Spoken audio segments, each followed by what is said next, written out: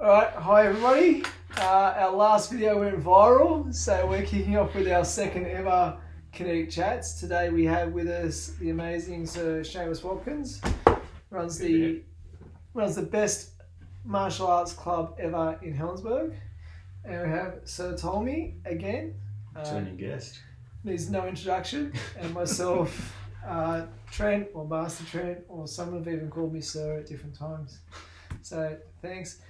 Today we're only focused on April. So April's just around the corner and we are only considering April. So what should I be doing and what should you be doing and what should we all be doing in April? We'll lead off with Sir Seamus, if you've got anything for us.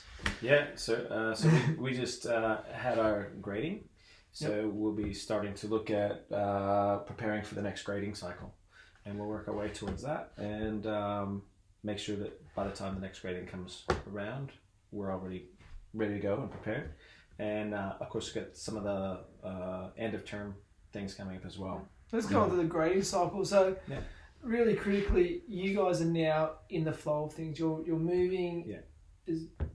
There's no more planning really happening at your place, or is all the planning and discussions done, or where is your club at? The planning and discussions are done and ready to start the next group. So we'll be starting looking at how we're going to work with our fitness and Yep. ramp things up towards the grading, make sure everybody's ready.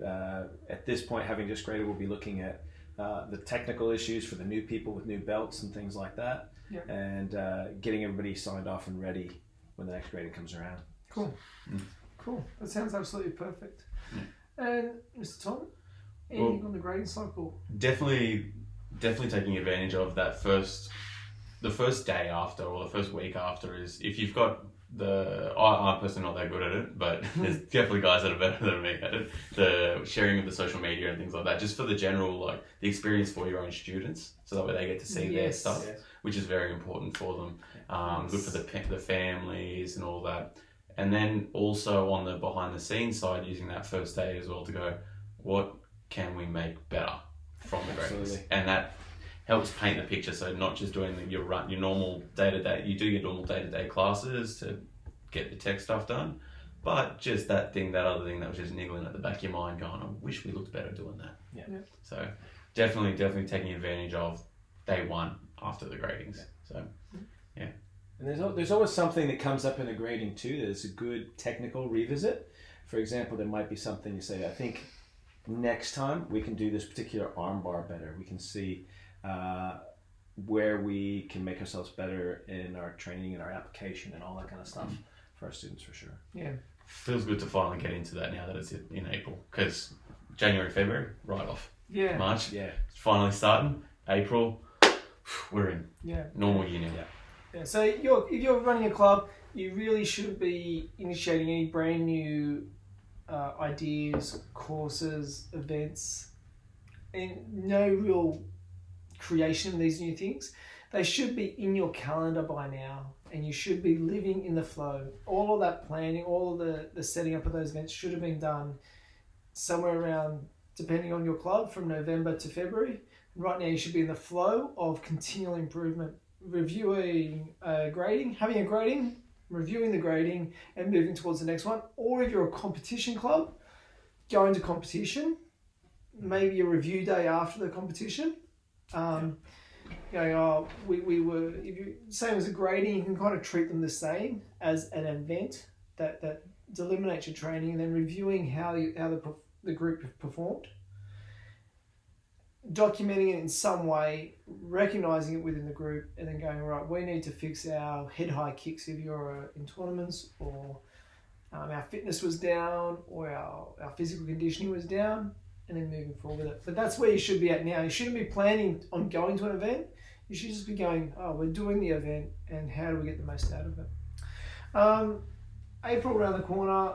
The other two things are on the list. So Tommy, would you like to lead us in with these? School holidays and then the public holidays. April absolutely has lots of them. Yes. This is the part where the team's got to sort out. You should already know your team from March previously on what's happening. Already you'd have your school holiday camps prepped. Yes. And then the more interesting thing is when you get to the public holidays. Yes. Always good stuff. We've got 3 different environments here that work differently. So we're going to go through. I'm going to just quickly share where we're at with those, and then I think it's going to be slightly different for you guys. So the first one that we've got, we'll talk about first, is Anzac Day, 25th of April. If you're in the Australian environment, and my guess is New Zealand as well, Anzac Day is literally a religious holiday for us, or treated as such. I recommend you do not do any classes. I recommend that you take for yourself and encourage the population of your student body to take that day to reflect and be thankful for everything we've got and the people that have gone to service. And I say that with all sincerity. So that's a day where my club in particular, nothing happens there. I actually don't even open up the club to other people to train. I allow other people to train our club, and for that day, I ask formally, please, no grappling, no sparring. I think, where are you guys at with that? Yeah, same. For sure. In Anzac Day, it's culturally, it's too big of a day in Australia. Like, as you said, it's basically a religious holiday. Yeah. The way it's not, but it kind of is. That's the way it is. And even within my own community, I like to get up and go down to the dawn service myself. Yeah. And partake in the festivities. Yep. So that's recommendation. You should have that pre-planned. The only difficulty that occurs with Anzac Day, with it being a date, not a day, so it's not a Sunday, it's a date, is it moves around my weekly calendar. So if you're a club that has, for example, a sparring course that goes for 10 weeks, you might find at some years that the Anzac Day interrupts one of those 10 sessions. And if someone's paid for a term of sparring or a term of whatever the course is that you might have, you do need to be a little bit pre-aware, and you should have had this in your diary in January, that, you know, the 25th of April this year turns up on a Tuesday, and that's going to interrupt the sparring session. So we're going to have a make-up sparring session on the Saturday, or let everyone know that there won't be a make-up sparring session, that you'll be doing a group sparring session that involves everyone. There's 3 or 4 ways to solve it, but be aware that that's going to happen with Anzac Day. And sometimes people forget that. The other couple of days, so Seamus, at Easter, you do something different to me. Yeah. For us, we live in a small town environment, and it's, if you have a long holiday weekend, the majority of the town takes advantage of that and goes away. So we either go away ourselves. It's a great time for us to catch a little bit of rest and kind of recharge our own batteries. But we could also sometimes just do a sneaky little training session with some of our top team members, come in and review some of the items as a team that we need to work on. So either way, we'll take good advantage of it and make use of the time. So you pause your regular student body classes for either a total break, or you invest that time into your key staff. Is that? Yeah. So for example, since it's the holidays, we're on a holiday timetable, so we would only be training on a Saturday morning. So we might just say, look, there's only going to be 1 or 2 students that would come in. So we just say, look, we'll cancel that for the weekend, and we'll just take some time and invest it into our team on that day. You don't have weekend classes? Don't have weekend classes. However, there probably is something you can do. Like, it's again going back to the fact that we're kind of lucky. Our club's quite close by, good proximity and stuff. If you're a lot more similar to like a hobbyist club like me, you could kind of take, because you got the Good Friday, it's a religious day, it's a bit testy to do something on that day. Easter Sunday, another religious holiday. But the Saturday in particular, you can kind of take advantage of that and just go, you know, maybe we're not doing formal training, we're just a small hobbyist club. Just grab a couple people, go for a jog, and then go grab lunch or something like that after it. But even still, that's not something that's always done, but it's just an option that's out there. For us, we're kind of, we run it sort of differently. We always run a Saturday class on the Easter Saturday, and we have done for a while. And because we're kind of aware of some of the other clubs are shallower on that day, or don't train on that day, we invite other clubs into ours. So we know it's going to be quiet. Yeah. And we know some clubs are going to close that day. So we'll invite our sister clubs to come and join us on that day.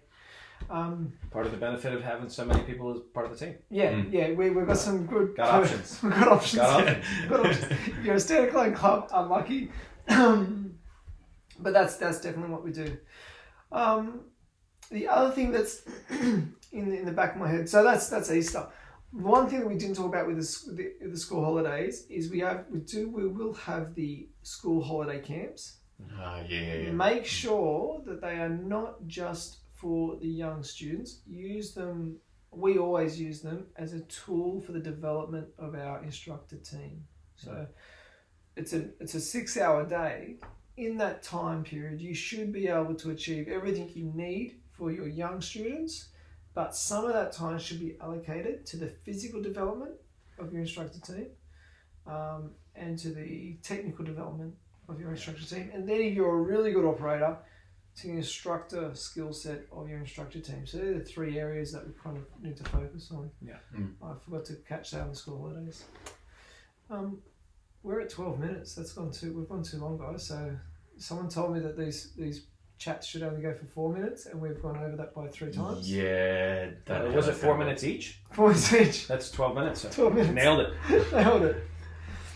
So we'll wrap it up there. So takeaways are: your club should be in flow by now. You should know exactly what you're doing. You should be cycling through a repetitive cycle of either grading or competition, and on the outside of those, there should be a reference to what you need to improve and then coming back into it. You should be prepared for your school holidays and pre-planned on what days you're going to be taking off and what camps you're going to be doing. And then using those holidays to max out development for students and instructors. And then you should definitely have some plans in place right now. Actually, you should have had them in January for Easter and for Anzac Day. Really important. Anzac Day should be a no training day, definitely in the Australian environment. So really, yep. I think so. That's it. Good. If you'd like to give me a call, my name's Trent Madsen. If you'd like to give us a call and have a chat about your club, more than welcome to do so. The number is 02 8381 0330. That number again, 02 8381 0330. And we'll see you on the mats. That's it. Okay.